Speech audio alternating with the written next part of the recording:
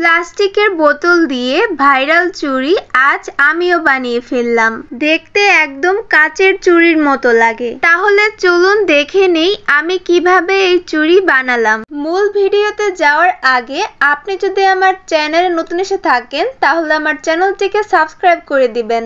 আর আমার এই ভিডিওটি কে কোথা থেকে দেখছেন অবশ্যই কমেন্ট করে জানাবেন। চুড়ি বানানোর জন্য আমি এখানে 1 লিটারের একটা প্লাস্টিকের বোতল নিয়ে নিয়েছি। বোতলের উপর থেকে পেপার ছাড়িয়ে নিলাম। আমি গ্রিন কালার বোতল দিয়ে চুড়িটা মেক করেছি। আপনি আপনার পছন্দ মতো বোতল নিয়ে নেবেন। আমি একটা বটির সাহায্যে বোতল থেকে চুড়ির শেপ করে কেটে নিয়েছি। সবুজ কালার চুড়ি হওয়ায় আমি চুড়ির মধ্যে কোনো পেন্টিং করিনি। আমি চুড়ির শেপ করে কেটে নিয়েছি।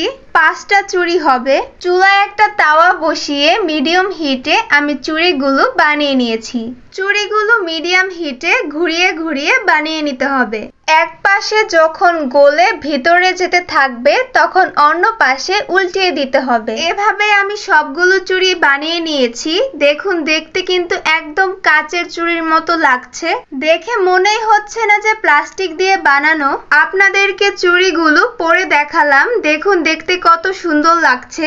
আপনিও বাসায় থাকা প্লাস্টিকের বোতল দিয়ে বানিয়ে ফেলুন এরকম সুন্দর চুড়ি। ভিডিও ভালো লাগলে লাইক, কমেন্ট এবং শেয়ার করে দিবেন। দেখা হবে আবার ইনশাআল্লাহ নেক্সট ভিডিওতে। আল্লাহ হাফেজ।